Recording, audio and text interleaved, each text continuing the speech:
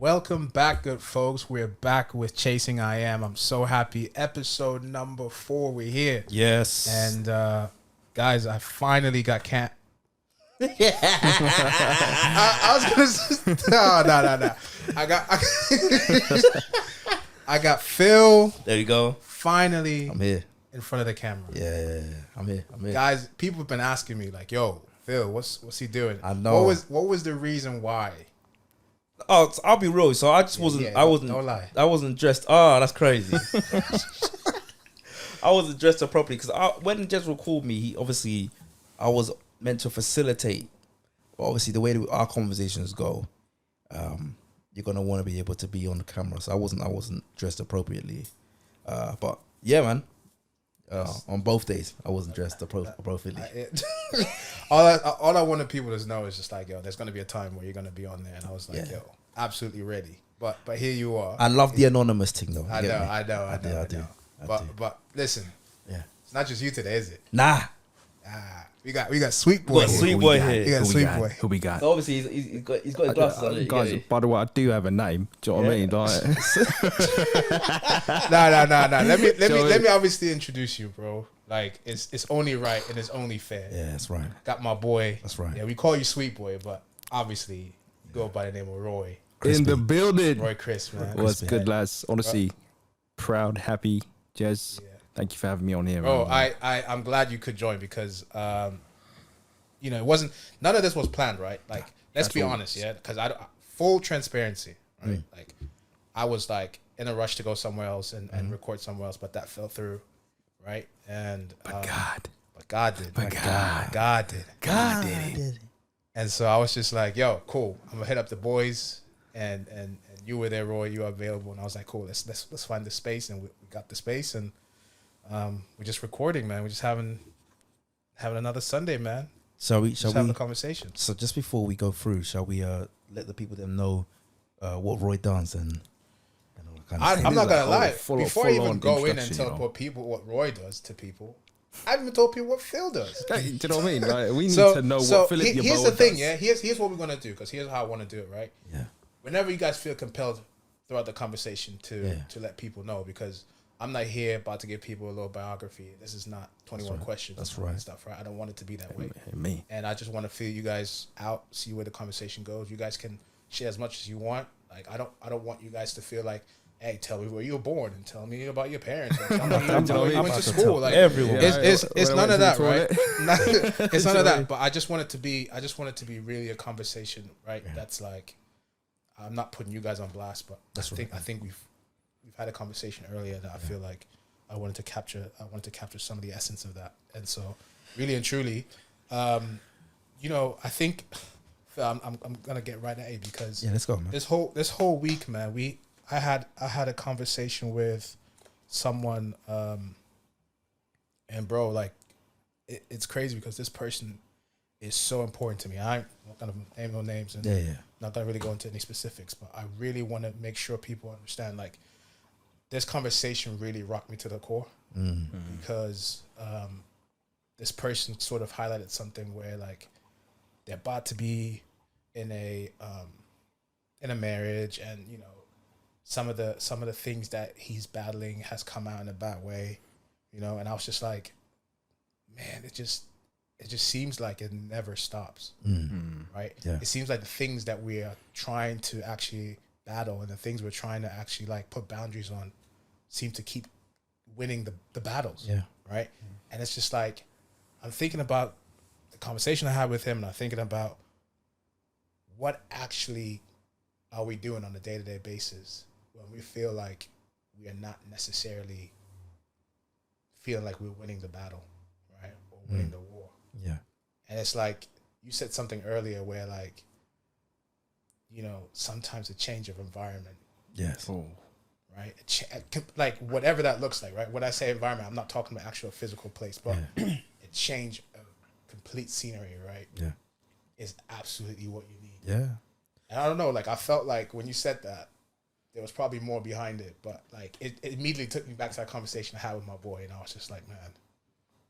It's mad. I think for me and Roy, obviously, this one's quite specific to what we want to do in terms of our careers. So, I've been in the UK for 32 years, or 31 years, should I say. By the grace of God, this will be my 32nd year. Yeah. Hallelujah.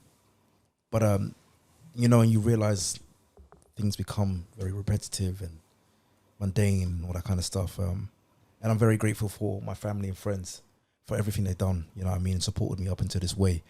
But I had a taste, or obviously when I went over to the States, and I had a taste of what it would be like.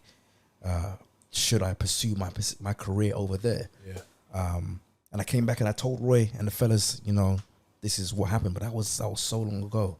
Life has changed and things like that. But you recognize that as you pursue these kind of things in this country, it's not necessarily the most ideal. And then obviously, like, full transparency, people become used to you over here. Yeah. Do you know what I mean? Not only that, the industry in this country doesn't necessarily facilitate what we do. And for those of you, we sing a cappella. Yeah. But we don't do the barbershop, baby on board. No, we don't do none of that kind of stuff. It's a very different style in which we've adopted. And for those of you that don't know, we are me and Roy singing an a cappella group called Varday. We do the Varday duets on TikTok, which has gone viral. 15 million views. Yeah. In total. TikTok, yeah. Amazing, bro. Incredible stuff, man. I won't lie to you, man. We just did it as a lockdown pastime. Yeah, type literally. thing. I've seen you guys. I mean, we've been friends for years now, right? Yeah. Like, and I've known Phil. Like, I've known you before, before I even moved to the UK. But like, we didn't really like build that friendship until I moved here. Yeah. And through you, I met countless people, including Roy. Amazing. And when I moved here, obviously, you guys were in full swing with your group, and you guys were winning like shows and doing all that stuff.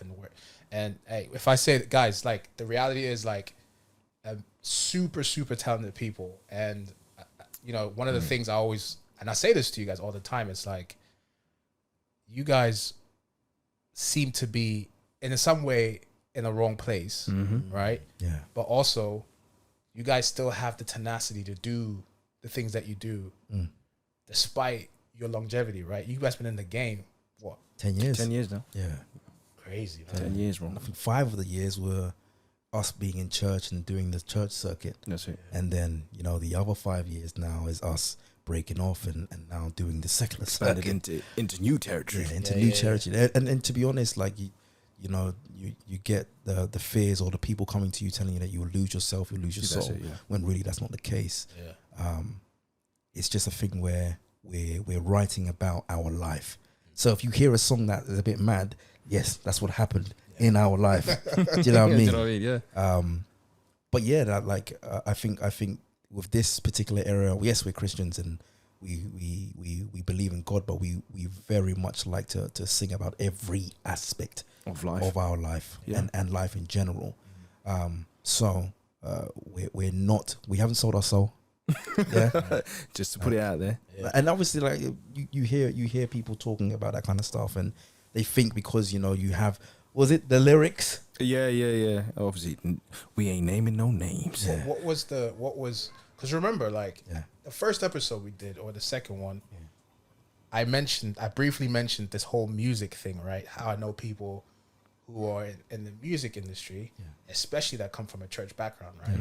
And they're like, get this stigma of, like, when they leave, veer away from the church music and gospel and whatever it is, right? And it becomes a case of, like, these guys have sold their soul, and these guys have, like, abandoned all the skills they've gained in the church, the God's gift, the spiritual gift of singing that they received, right? Like, all of that stuff. Like where you guys at with that? Because the thing is this, right? I actually had, I feel like you guys, when you guys made that move, it was very evident, right? And to some degree, I've heard the backlash was the backlash was what it was. Like, I think I've been quite radical with my faith over the years anyway. So like, I expected that kind of, you know, backlash, but I'm quite the rebel myself. So I'll always go against the grain if I feel like I need to, without caring the world. Yeah. I think for me, it was a bit of a shock because I didn't grow up Christian.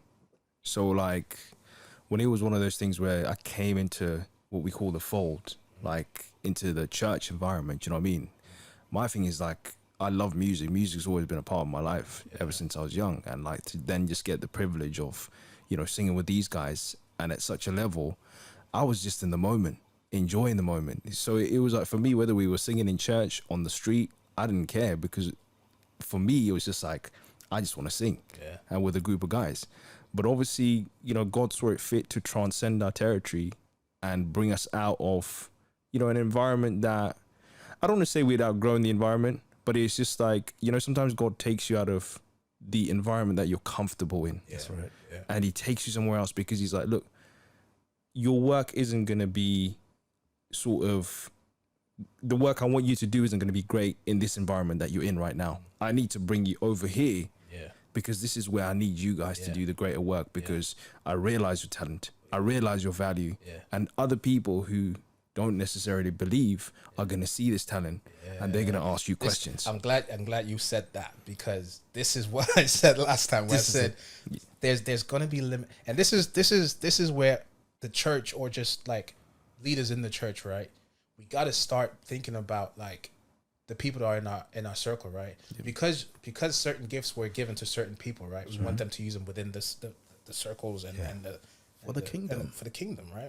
What's the kingdom, right? And at the end of the day, what you're saying is like there were certain limitations that had to be surpassed, but in the space that you were in, that wasn't that feasible anymore. It wasn't going to work anymore, right? And you've had leaders in the position of, you know what, we can recognize this and we can say, go and expand. You still got a blessing. We got you back. We're here for you for whatever you need to do. But instead, what happens is, if you go out there, right? If you go out there, and it's like, and we do that with pretty much everything. This hogging of like talents and gifts and passions, right? And I was like, I think with music, it's the most evident. It's the most visible, right? Because it's so much like singing and music directly correlates to just God and his kingdom and the beauty of his kingdom, right? But with other things, like think about so many other people, right, that have gone into the church or been in the church, and because they couldn't exercise their talent and it wasn't fostered anymore, it wasn't pushed to the next level, simply because it meant they might go outside the church. They were just like, you know what, we're not gonna support you. We're not gonna. And it's like the other day I talked to a church hurt, man. I'm like, this is literally some of the things where people are like, you know what? If I can't get the support, I'm going elsewhere. I'm going elsewhere. Out. Right? And it's that like conditional love, or this conditionality that the church places on its members. And it's like, well, if you don't do this for me, we ain't gonna do that for you. Yep. Right? And that's like I see it so many times, and it's like it presents itself in so many different forms. But it's always the same. It's always the same. Yeah.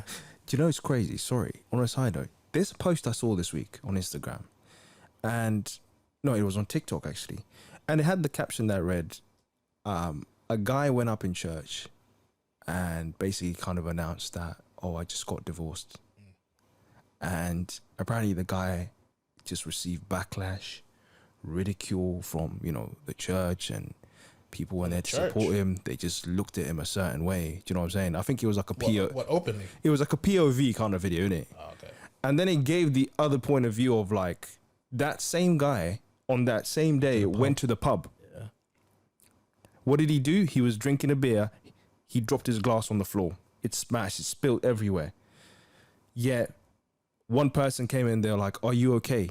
Should I clean this up for you?" The bartender was like, "Look, I can get you another beer." Another person was like, "Yeah, are you okay? Do you want to come join us?" And the caption was literally saying like, it's amazing how when we're in an environment that we're supposed to feel safe, comfortable, comforted, we don't get that. But yet you're going to the very place. And I think the end of the post was saying like, you will literally be the reason, you could be the reason why you drive someone to hell because of that kind of thing, where it's like, my guy's going to the pub and yet he's receiving more love from people in that one moment. Guess what he's going to be doing? How often is he going to be going to the pub? Let's think about the community aspect of things, right? So that's exactly where I want to go. This is exactly what we talked about last time. Mm-hmm. And it's like, I don't know what movie I'm thinking of. Maybe it was Fast and Furious, the first one or something like that. Family. Family. But this is Dominic there Toretto. was one sentence that guy said. He was like, family come in many shapes and sizes. You just got to choose one. Yeah. Yep. And you can choose family Anyway. Yeah. right? And this is exactly why people like ask questions like, how do young people end up in gangs, and how do people end up in certain environments with certain people? And I just don't understand, and I just it baffles me. And it's like, look at how some of these quote unquote like outsiders and delinquents operate on the basis of, I'm gonna meet this person's need. Right? This is what happens with young people, right? Young people who have too much time on their hands, no money, and no responsibility. They look for things, right? Because everything that young people really do, whether it's good or bad, right? It's energy that they're applying to something. Yep. Right? At the end of the day. And so why are people, right? It's not that they're seeking out bad things, right? But it just so happens that certain places and certain people give them the very thing that they need or look for. Yeah. Right? So the question is, why is the church, or why have we not figured out how to meet people at their basic need, right? Or why are we willing to make it conditional that if we meet you at your need, we need this in return? Yes, this is it. Right? This is it. Yeah. And so I don't, Massive point there. I honestly don't understand exactly what churches are looking to do, because this is not a SDA thing. This is not a Catholic thing. This is not a Baptist thing. The This is faith not in itself. Yeah. It's the very fact that you're Christian or you're a believer in God and all these things, and the church that's behind it seems to somehow always fail. Like, always fail. Guys, did you see the Hillsong documentary? Nah, No. Yo, You need to feel the same way. you know what? I want you guys to watch, because I spoke to Phil about this sometime Yeah. early in the week, and I you know what? It's one of those things where, like, we now know, right? And for those that don't know, if you guys watch the Hillsong documentary, like, it's about this mega church, right?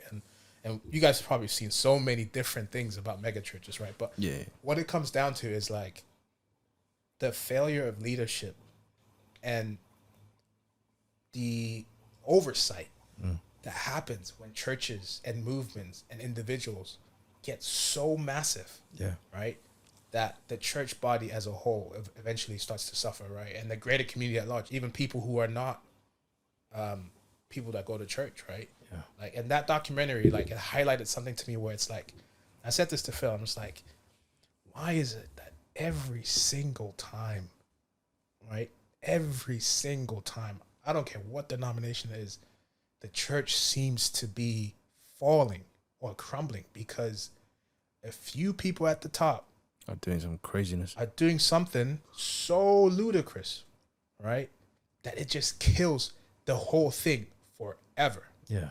Right? And it's like, you think about it, right? It's the same thing that happens to companies, right? That behave unethically, right? And eventually it comes out, right? But it's the same MO every single time. Greed, right? Selfishness, right?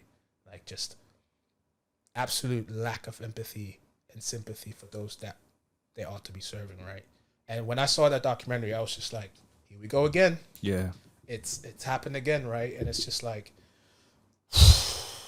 I looked at that, right? And I was just like, I want to go in ministry and I want to do it right. Not to say that, like, you know, let's be honest, right? Like, there's going to be challenges. There's going to be things where you're going to fall. But, like, are we always going to fall for the exact same thing? I think this is one of the main reasons as to why I want to build community, but do it with such intention that people are thriving. Yeah. The thing is, the fact of the matter is, you're going to bring people into a community where they're going to think differently to you. So they're going to do certain things that's going to be different to you. Yeah. And the people that are coming in, they're going to be coming on the basis of what you do, but they're going to be affected by those who think differently to you. So it's like, how do you, I wouldn't quote unquote police it, but how would you manage that? Yeah. And this is where we're talking about the whole, you know, the people, like the leaders of it would be like, let's say, for example, 7 people. You have to all think the same way and hold each other accountable for everything that you do. Yeah. Everything. Like, for example, if one of the man them is wrapped up by the cakes or the yams or something like that, and the thing is, like, it's going to happen. Yeah. Like the guys will like, when we go on tour, when we go places, we see beautiful women all the time. Yeah. Like, I have to step in and be like, yo, literally, like human, isn't it? Yeah. especially if, like, don't get me wrong, like, we can talk to people, like, we're never the kind of people that won't be able to talk to someone, or but if someone's in a relationship, like when the times when the man them are in a relationship and one of the other guys isn't, like, we know like if the thing can tip over in it, so we can go and be like, yo, wifey's calling you, or like we'll cock block in it, like we have to do that, and this is the thing, like, if we building a community and those at the top, the leaders, are not able to check one another simply because they're trying to save face or then it's bound to always fail. And you as a person have to know, if you're one of those leaders, you have to know what your vices are. I think I remember I was watching a Tim Ross episode. Shout out to the basement. Massive shout out to them. And hey. one of the things that he mentioned was he was asked to be a pastor, and he was like, yeah, nah, because these honeys are too cute. It's like, they're too nice. Yeah, he knew his boundaries. Yeah. Like, if he was gonna be alone with one of them, it was gonna be a wrap. Yeah. And I'm not gonna lie, that's the foresight and accountability that we need. Yeah. Levels. I ain't gonna lie. Go ahead.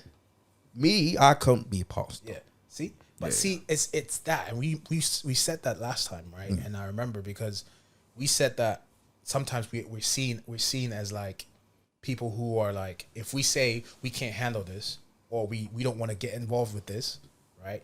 People might be like, oh, look, he's there's something dark about him. There's something lustful about him. There's something. Of course there is. Yeah. What do you think this is? This isn't like La La Land. Like we trying to, we trying to get saved here. Like, let's people, like, please, like, get real about life and what type of game we're in. That's right. There is no person that just because they're an adult or they got married or they had kids, all of a sudden becomes that which they battled for the last 20, 30 years. They don't. And right? I want to make something, sorry, hold that point, Jez, yeah? I want to make something very clear. These things don't happen overnight. Oh. Rome wasn't built in a day. You don't just have sexual relations with someone by having one Bible study. Nah. No. It don't happen that way. Especially if you don't have self-control, and especially if that girl or guy grows feelings for you, that stuff can manifest in any shape or way. 100%. I've heard it so many times, pastors or elders who have wives that, they got out the next, they have sexual relations. This is what I'm saying.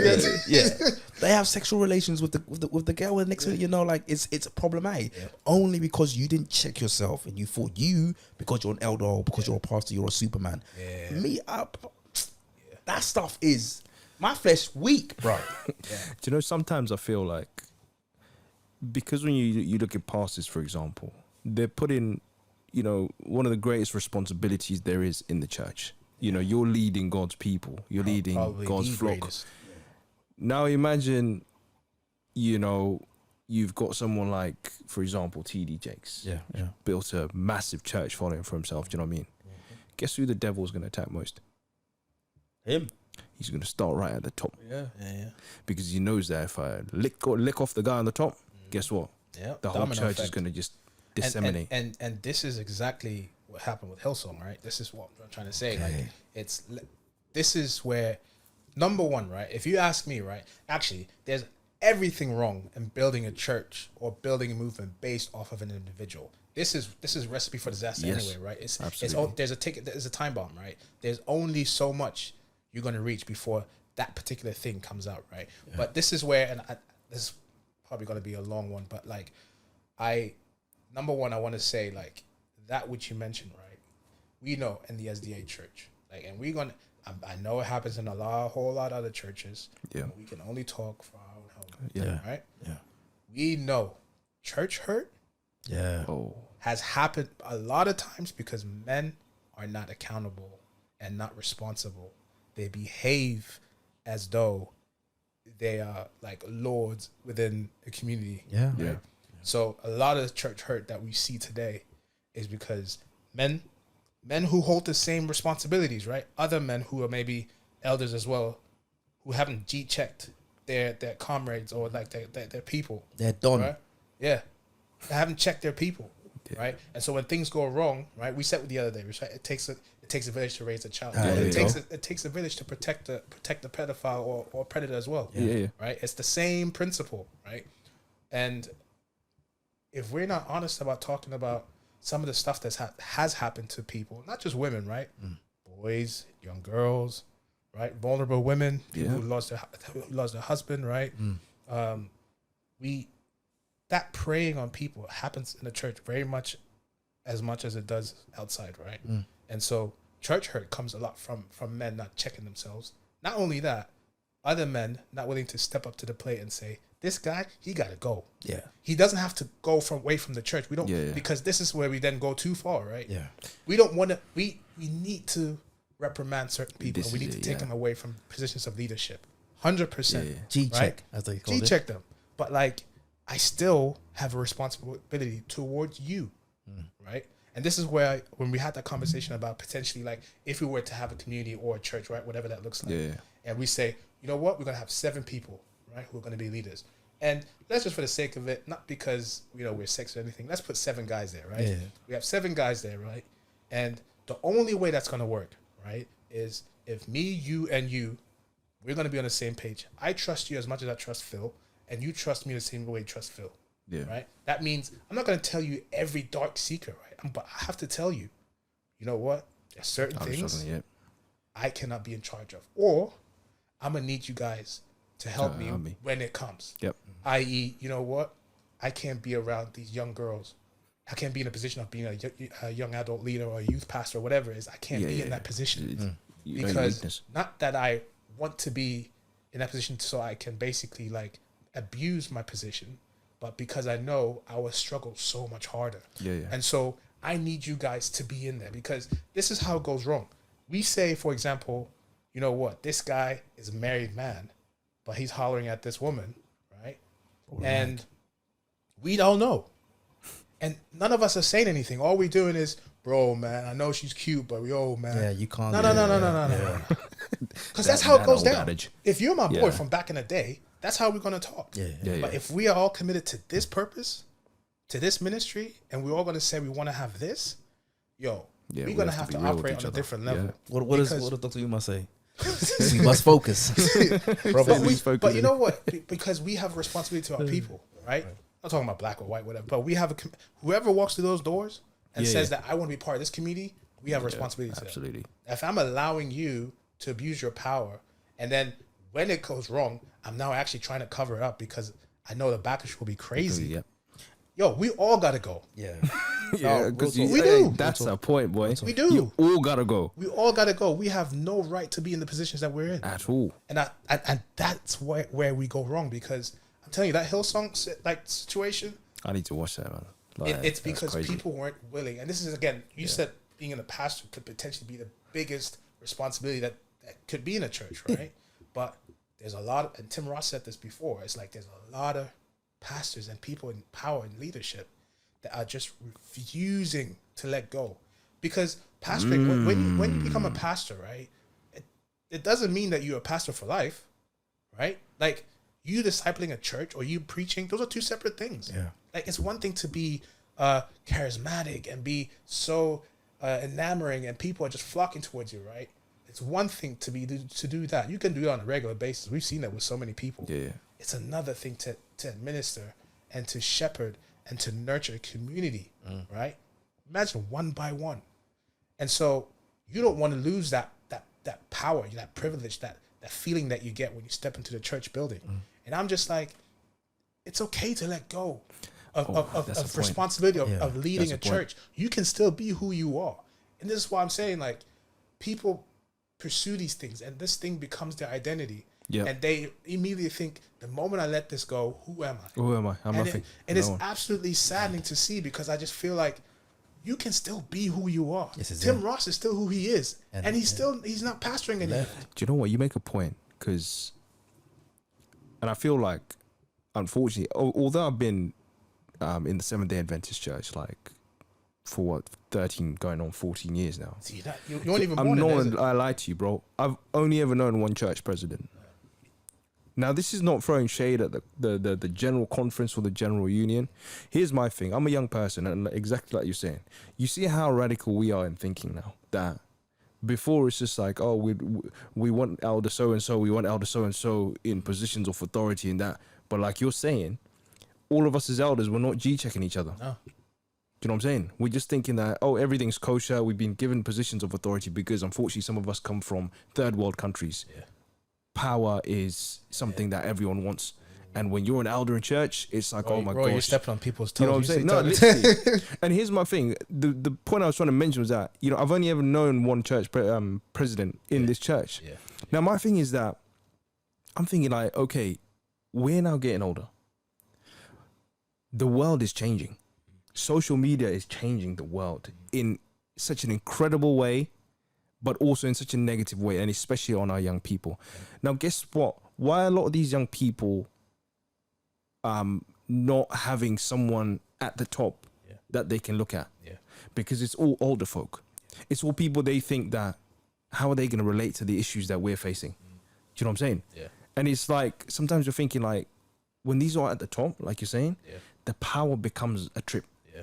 It's like, well, I love this position. Yeah. And get me this, sometimes it's those people around that person that are actually keeping him in that position. Yeah.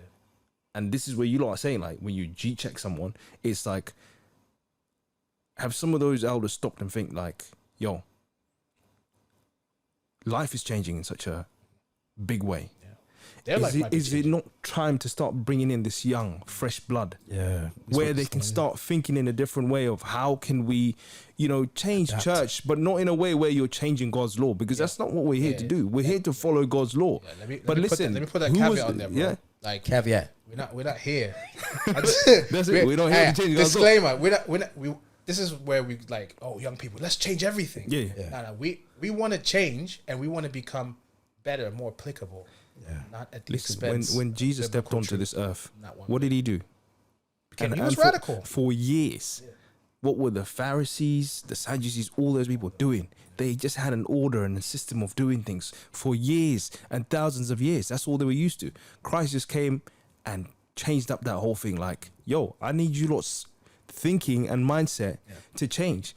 Whereas you lot weren't going to go sit next to that woman at the well. Well, guess what? I'm going to go sit next to her. And I'm going to have a conversation with her. I'm going to meet her at her point of need. Oh, so apparently, I'm with my husband. No, that's not your first husband. You know, Christ is telling her about herself. Yeah. But he's like, look, what I don't want you to do is fear and worry, because I know all these people have treated you a certain way and they've looked at you a certain way, have cast you out of society. But I'm here to say that I'm giving you redemption today. I'm giving you new life. You know what I'm saying? And it's like, imagine what that did for that woman. It changed her thinking. It made her think like, wow, like I actually feel more whole again because someone has come and they've met me at my point of need. Yeah. And this is what I'm saying, like with a lot of, you know, the young people in church, it's like we're just seeing too many elders still in those positions of authority. And what are they doing? They're not checking each other. Are they really sitting? And you know what? Fair enough, they might be. Yeah. We don't know. But it's like when we're seeing the same people at the top, and it's like you're wondering why young people are leaving the church in numbers. And then next thing you know, like you're saying, oh, newsflash, them big man at the top have been scandalizing. Do you know what I'm saying? And then it's like, oh, for real. Yeah. But because we're so used to a certain way of doing things for years and we're comfortable. Kanye said it, right? It's like, do you have the power to let power go? Bro, that's a bar, bro. But, do you have the power to let power go? Wow. Right? And it's like, it's such a strong statement and question, but like think about it outside the church, right? When we think about our workplaces or we think about certain positions of power that we have in other places, we don't want to let go of certain things, right? And so I do understand that whatever is happening in the church is not a church phenomenon, right? It's very much a situation that happens in other places in the world. And so for me, I wonder, like, is and because you mentioned this, right, and you said something about people who come from third world countries, like let's talk about our brothers and sisters from Africa that come over, right, to the Western world, right, and you know, some people have been oppressed for a very long time, right, and church is seen as like pillar of like, if you're in the church, you're something in the church, like a pastor in the church, you get away with literal murder. You get away with a lot of stuff, right? And so people saw out these roles in church. And so when they came here, like we see some of our elders in church that we obviously nominate and the church votes on it, they literally get a power trip. Yep. Right? And what we then see is these elders doing certain things. So when things come out, we're like, huh? That's crazy. That's crazy. That's wild. Right? And we're like, we can't, like, who was not really checking this stuff, right? And again, sorry, like I've like, well, to add on to what you're saying, like if I think the problem here will always go down to what the people in leadership, do they even get along in order for to be even G-checked by them? Because like let's just be real, yeah. That's like who's like a guy from outside coming to G-check me like as if you know me? Yeah. Nah. But you're elder though. Yeah. And I'm pastor. But you're coming to check me like I know you. Come get out here. Let me just talk to this girl real quick. Like, bro. That's literally how a conversation will go. Yes. And more time, more time. Like, one of the things that I find is that we don't actually like each other. As leaders, we don't. There is no relationship. There is no friendship. We knew you from back in the day. And that's about it. We might have the same belief system in certain areas, hence why we're able to work together to build this church. Yeah. I don't actually like you though. Yeah. Like, and the thing is, I'll be honest, I'll be real with you guys, yeah? I don't really do the whole church leadership type thing. I'll come to church and I support my church, Parkside, love you lot. You lot are great. Obviously we've got our problems, but hey, that's life, innit? We all do.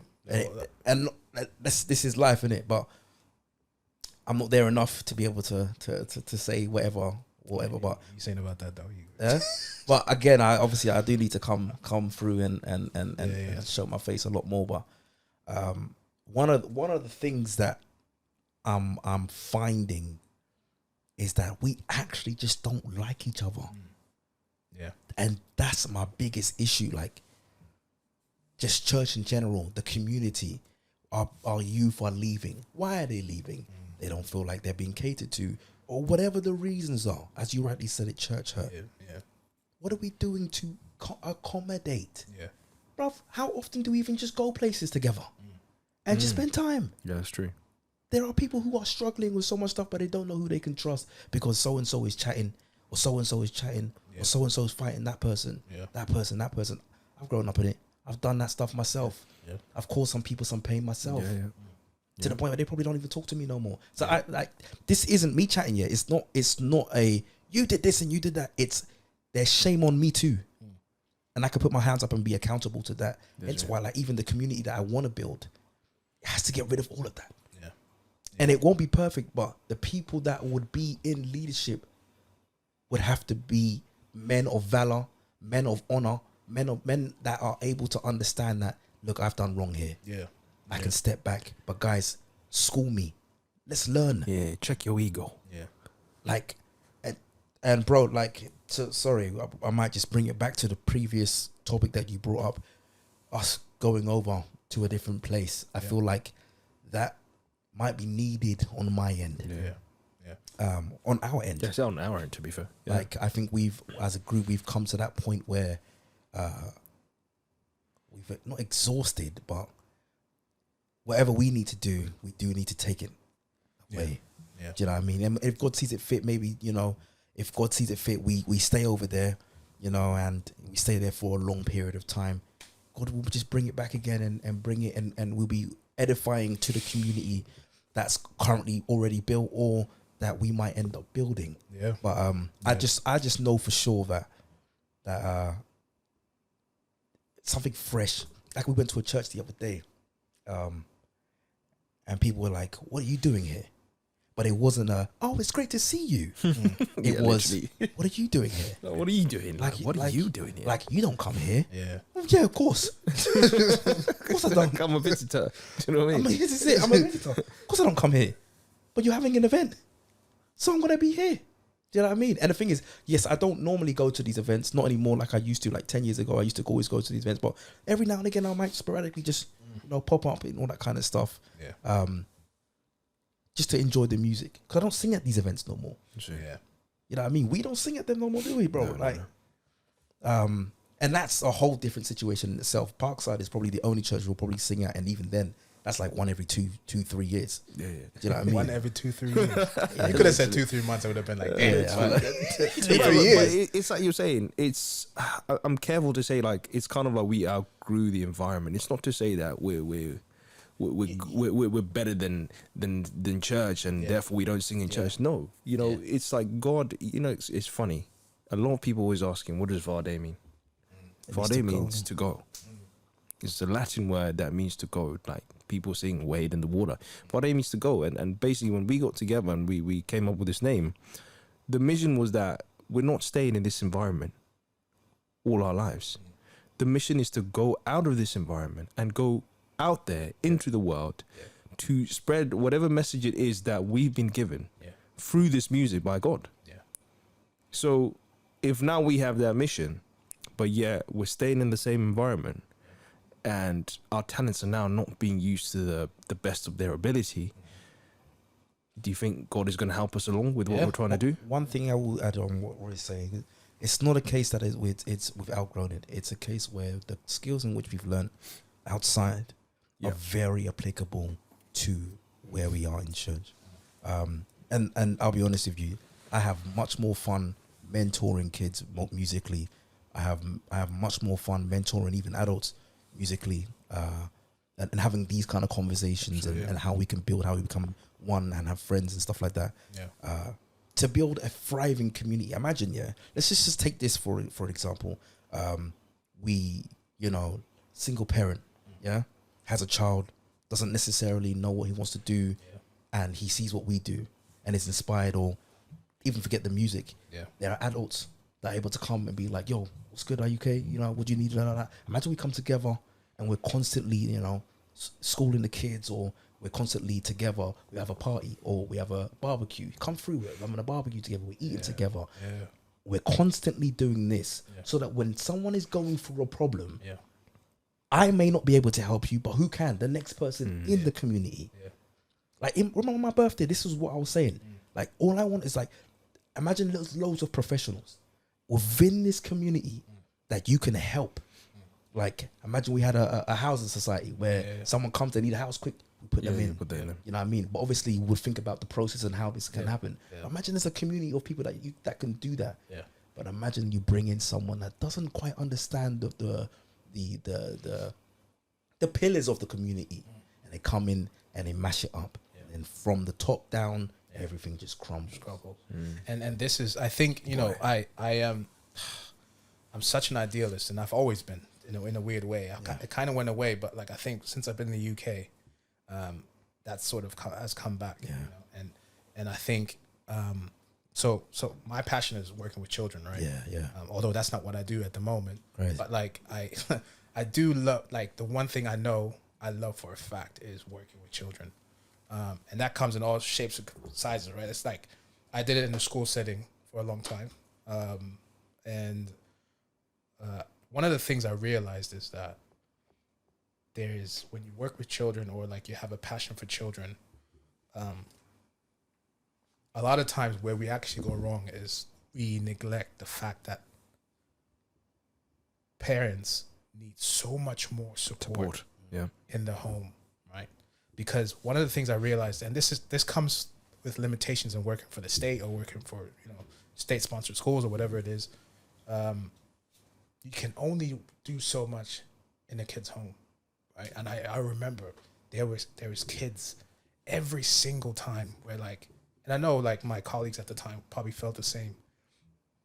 All they wanted to do is just take that kid home, or like provide something else for the kid, but because they couldn't, right, legally, right, it wasn't possible. So like for me, having been able to find my identity again and finding my walk with God and being like, you know what would it look like if this set community was involved in all aspects of its members' lives, right? So I think about it and like, what if there was a community that helped children who are on the spectrum, children who have witnessed like domestic violence, children who've been subject to sexual abuse, all of those traumas, right? But what if we could help? What if we could step in and work with parents? Because in the school, the biggest frustrations we had was we're working with these kids, we're treating the symptoms, and they're with us for 9 months to 10 months in a year, right? And they go straight home for the summer, and everything right goes out the window that they've learned, all the work, all this consistency that you've thrown in there, and it all goes away. The kids we used to work with, as much as they gave us a hard time, or like because they were like had a lot of like challenging behavior, those kids over time realized that we were their consistency, we were their constant. Like they could spit at us, they could throw chairs at us, they could like punch us, whatever it is, we'd be there the next day as though nothing has happened. Right? And over time they realized actually going home for a break time, or going home for 2 weeks, or going home for half term, or like whatever it is, summer break, actually I don't want to. Yeah.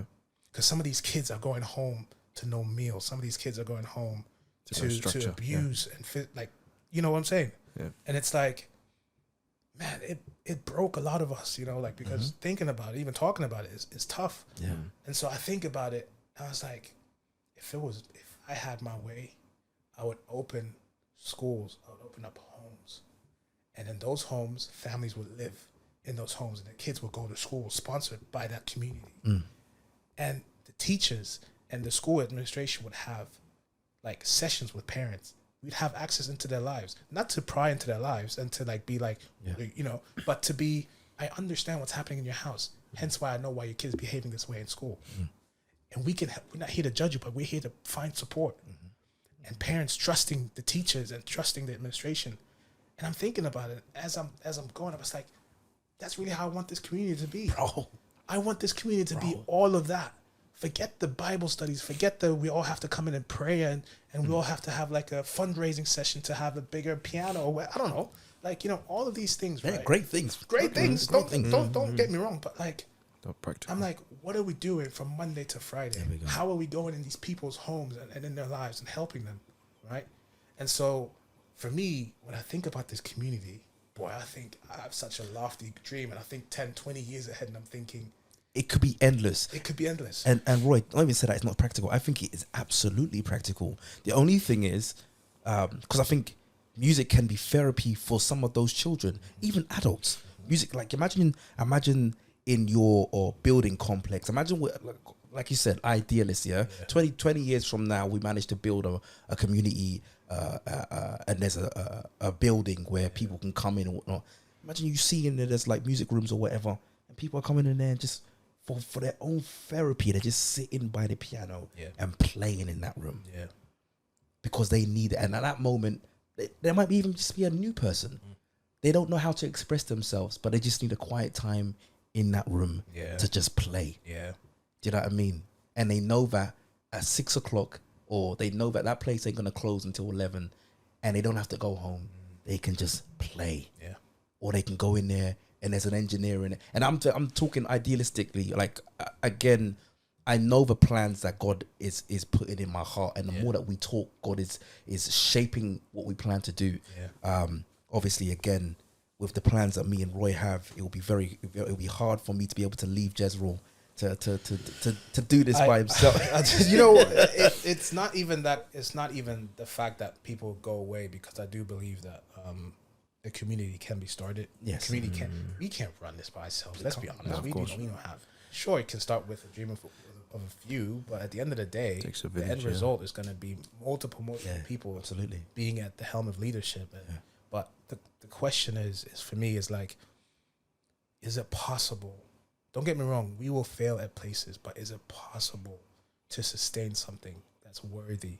Can we bounce back from trials and tribulations, or is it going to be one of those things where it will be successful and it will be great, and then one thing comes and it absolutely destroys the whole thing. Yeah. And so for me, it's like I see, because I don't know, guys, like I think one of the things I've been observing, and this is something where, you know, I look at the kids here in the UK, and I don't have the same upbringing as you guys.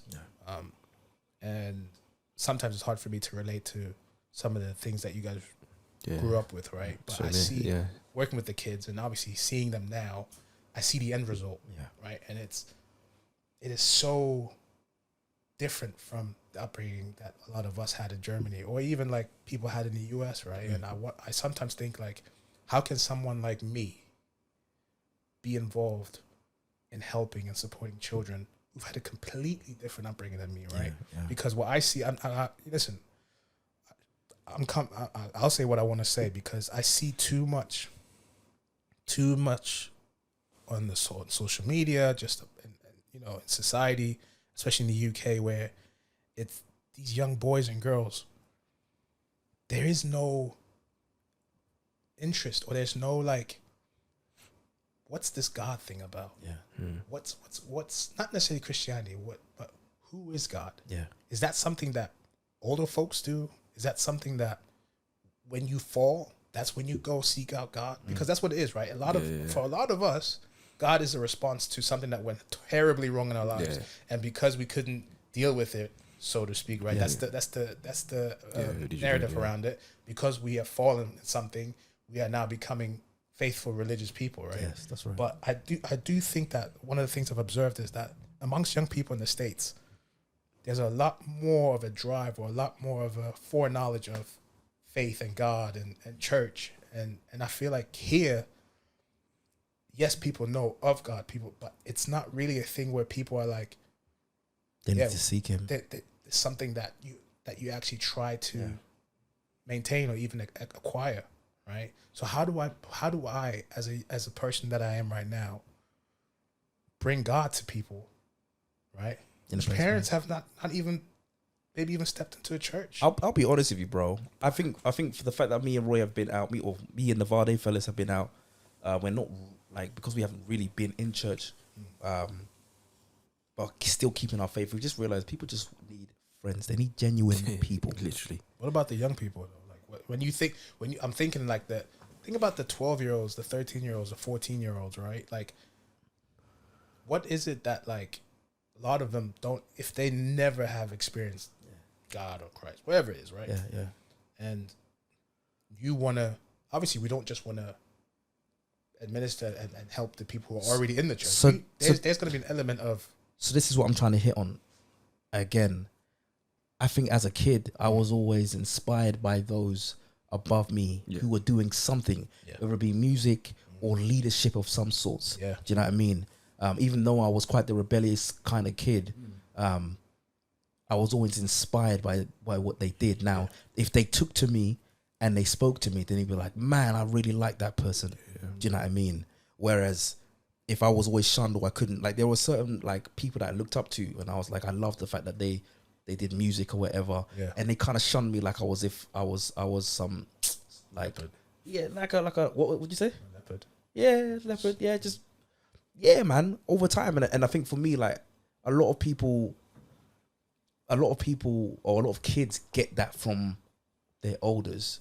In so it's like a how would I say? Oh, yeah, small boy type thing. Do you know what I mean? Instead of sitting them down and not telling him, you need to do this and you need to do that. So we're like, yo, you're doing great, You're doing that great job.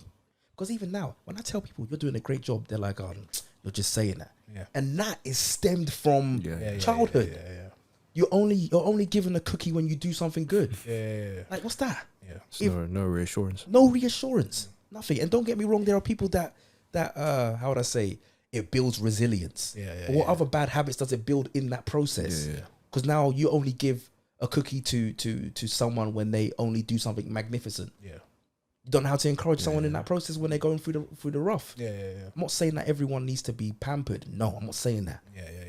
But tell the person that they've done well, and if you need to criticize them, tell them they've done well in other things, and then criticize them. Do you know what I mean? So, like, for example, the kid. Let's play football. You like sports? Let's do something. Let's play some FIFA. You know, like, let's see what they like to do. That's it. Do you know what I mean? Let's see what they like to do. And I've realized that every like my nieces and all that kind of stuff, the ones I haven't seen for a while, first they won't feel like Uncle Phil is obviously, man was proper like, oh man, money. You know what I mean? So they thought Uncle Phil wasn't really like, they saw Uncle Phil was, you weren't available. Yeah. Yeah. But not only that, it was just like the very holy. Yeah. And I think a lot of Holier people, than thou. but obviously now people are beginning to realize that I'm trying to put that away. I don't want to be seen as Mr. Holy. I fall. People know that I fall all the time, and I want them to see that Uncle Phil is just, you know what I mean, like my niece Sophia, me and her used to argue bare. I love you, Pia. Like, we used to argue bare, but like now she understands that Uncle Phil isn't here to argue or fight. I've got the same interest as you. Let's talk, man. Let's talk about these kind of things. Let's talk about that kind of things. Yeah, we might disagree, but I still love you though. You know what I mean? She's coming to me. She wants singing lessons and stuff like that because we're relating on a certain area. But even if we don't on certain areas, do you like? Would you like athletics? Let's go and do something. Let's go and do something. Do you know what I mean?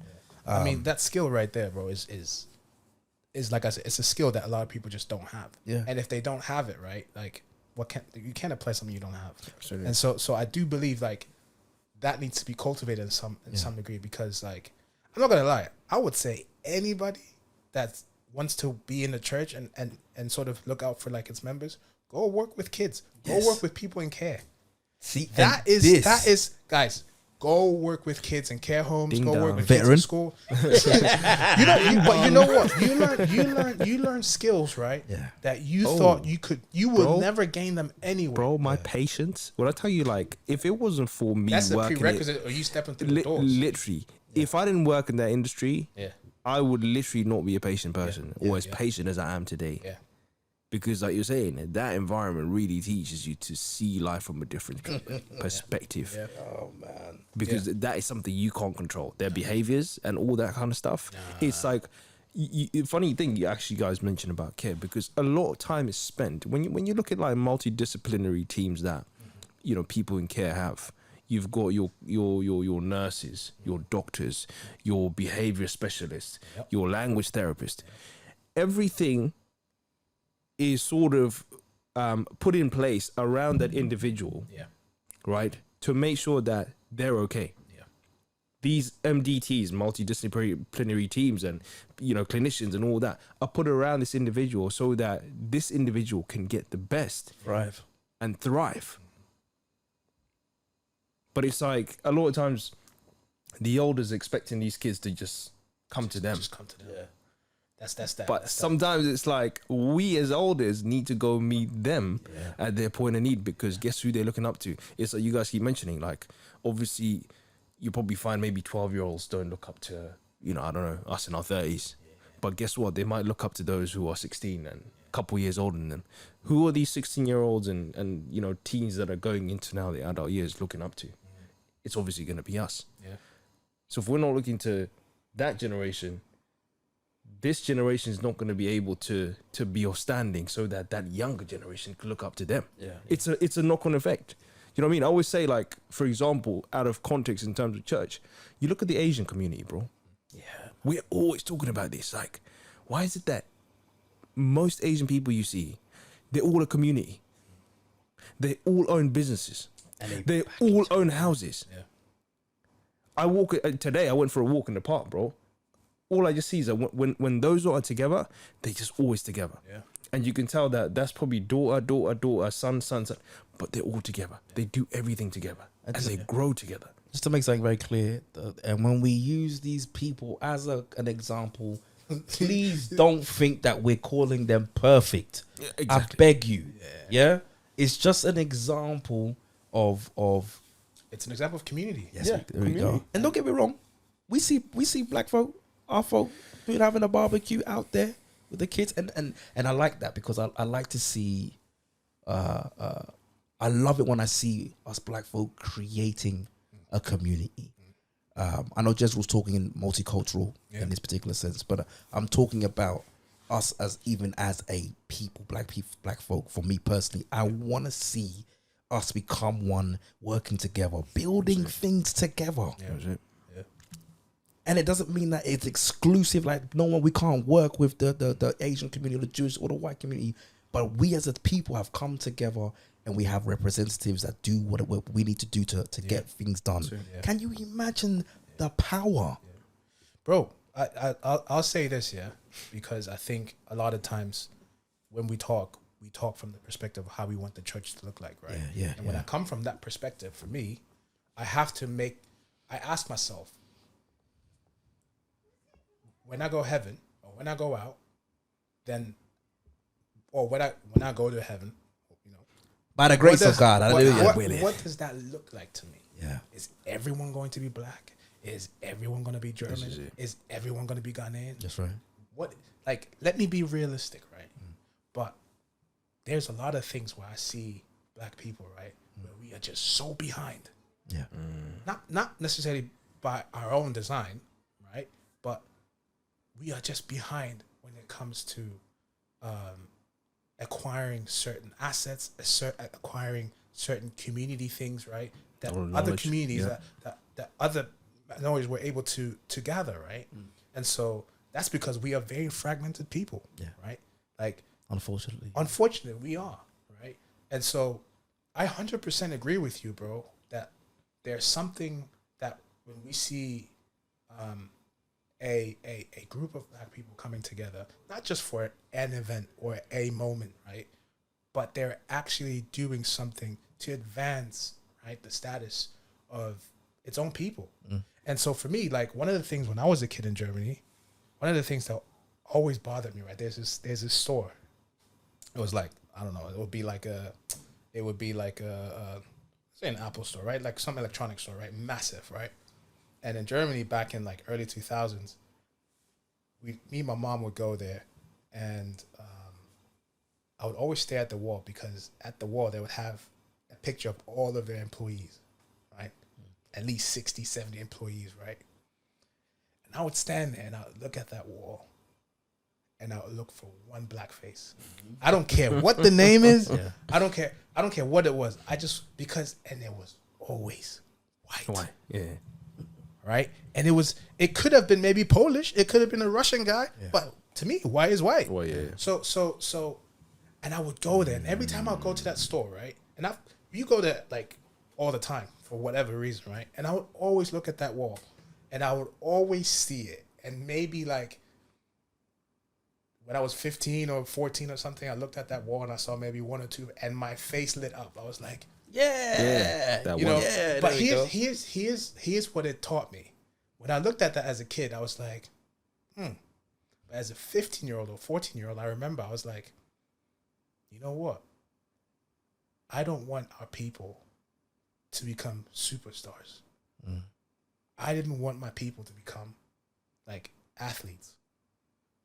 And I remember I used to say that, and people were like, "Oh, what do you mean? Like, yo, we want rich people." And I'm like, you know what? I much rather see 100 people work at the cash register or work at a store and be a manager or be a bus driver than to see one superstar who everyone praises, right? And every kid wants to aspire to be. And like, I used to think like that, and I was like, gosh, because think about it. What's the true measure of people advancing? One or two people who are superstars who make 15, 20 million a year, and everybody wants to be like them? What's the chance of that? But you're not happy when you see a black man who drives a bus in Germany where 20 years ago they couldn't even sit on that bus, but they had to, what are we talking about? So for me, it's like, maybe not 20 years ago, but like back in the day, right? Like 1980s, like that wouldn't happen, right? And to see now when I go back to Germany and I see people managing stores and I see bus drivers, I see train drivers, black people. And I'm like, now we're moving. That's the advancement. Because those are the things, if we see more black people in certain middle areas, that's how I know. That's how I know there's something happening. If I see one person who's now playing in the Premier League or the German version, the Bundesliga, and he's playing in there, and I'm like, everybody's cheering, everybody's like, we're moving forward, and that's your measuring stick, then you're absolutely off the rails. And so for me, that's where it's like, I want to see us move forward, but like, not just on the big scale. I think, sorry, I was going to come in and say, like, that's not to say, that what you know, the athlete, you know, of course, isn't as inspirational, because obviously one athlete, or one black athlete has now made so many other athletes become a reality. Or every kid's dream is to become, you know, one of these Michael Jordans or LeBron James or Kobe Bryant. And now look, the whole thing is dominated by black athletes. So that's not to say what Jezreel was talking about, like, you know, isn't advancing us, but I think what he's talking about as a whole, because not the whole continent of Africa can't become basketball players. You know, no, you can't at all. No, and even just African Americans in general, not all of them can become rappers, and not all of them can become this. But if we're advancing, like you said, that some of them are becoming, you know, bank managers and things like this, and you know, but I always take America out of the equation. I'm just talking because I spoke about the NBA. But I think what a lot of black people do here in Europe is we want to equate ourselves to the black people in America. That's just not the thing. Yeah, of course. Yeah, you see what I'm saying? So like, I don't talk about America because I know they've been there for 400 years or more. Yeah. And so what I'm talking about for Germany, they are already there. Yeah. They are already in these positions, right? Whereas in Germany, first black people came, I mean, I don't know, but like a big influx of Africans coming into Germany was really mid 70s, late 70s, early 80s. Yeah. Right? But all of them were like cleaners, or all of them were maybe cab drivers. Yeah. Right? Yeah. And so when I talk about that, I can't even compare it to the UK, because in that regard, you guys are already there as well. Yeah. At that time, back in early 2000s. You see what I'm saying? Like, people were already in positions of, we can drive buses, we can do this, we have the language skills. And don't get me wrong, Germany is different because the language barrier is so much harder than an English-speaking country. Yeah. But the reality is, like, yes, I myself was a person who looked up to Kobe Bryant, Michael Jordan. I wanted to be like them. Yeah. Like, I wanted to chase the American dream. I love that, right? But as I got older, right, and I remember having these arguments with my dad, I said, I don't want to be a millionaire. I don't want to be a star like them. I don't want that. Yeah. But I do want to be important. I do want to be adding to society. I want to be wealthy, but I don't want to be that. Yeah. Right? And so for me, yes, I do agree, like, these people that reach these heights, like these unimaginable heights, like, kudos. I love it. Yeah. And go for it, right? But not at the expense of 100 million other kids who may not necessarily have the skills or the access or the resource, right? And so for me, I always push the chase your dreams, right? But understand that, like, there's value in the things that may not necessarily look like value. Yeah. Right? Like, just because you're not on every magazine page, or if you're not on every Instagram page, or you're not in these circles, you don't matter, right? Everybody wants to change. Everybody wants 5 degrees. Everybody wants to change the world, right? But, like, really and truly, what people want is they want to change their world. All I ever wanted was to change the world that I'm in, which is where my parents reside, where my extended family is, where my friends are. That's the world I want to change. Yeah. I can't. If I change the world, great, by all means, cool. Yeah. But like, really and truly, what I want is to make sure that the people that are in my vicinity, right, my everyday, I can affect change in that space. And so I want young people, and one of the things that's my dream is, like, for young people to understand that don't go chasing what you see in there. Yeah. That life there, it doesn't come with. There's a long disclaimer. All that glitters is not. There we go. I was gonna say, let it inspire you to become the greatest version of yourself. 100%. But don't chase what they have. Yeah. Was the envy? Oh, man, if it's in you like that, like the game is in you, the hunger to just become physically more, do it. Yeah. Right? But not at the expense of your identity. That's it. Whereas, like, yes, you won't know. Like, don't get me wrong. It's not like you were born and you know exactly who you are. That doesn't necessarily happen. But what tends to happen is when you reach a certain age, you realize becoming who you are actually means putting away certain things that you've put in your life rather than just adding new things. Yeah. right? And so for me, one of the things is like, understand that everything you do flows from who do you think you are, right? And so, man, I'm not gonna lie, this is where I'm at. I love these conversations. I mean, I would easily go another. We're going for donkey's ears, mate. No, You know what I mean? easy go for another. The thing is, so there was another part of the conversation that myself, Roy, and Jess were meant to go into, I know, but which obviously spoke about, you know, us obviously being in the States or whatever. Yeah. But it also speaks about, you know, does your partner love God more than they love you? Yeah. But I guess we'll leave that. We'll leave that. Episode. We'll do episode 5 probably. Yeah. There you go. We could easily, maybe, I don't know. That depends on when we Yeah, we'll record the see. next Yeah, one. But yeah, we yeah. have to revisit that, right? Like, Because that question there was because a lot of us men want to pursue certain things, but you know, the partner that is by your side has the single biggest influence on your life, right? That's So, it, man. Yeah, so where does that person come from, right? But man, I'm glad you guys came. I'm glad you guys, Listen, man, man. blessed us with It's the all presents. love. I It's all love. do appreciate this. Obviously, like, guys, this is. I'm glad to get my first guest, you know, on camera. Well, you I But- don't even know but if you you can see me guys- on camera, you know what I mean? No, we can see you, bro. But Yeah. you guys are my first guests, and Yeah.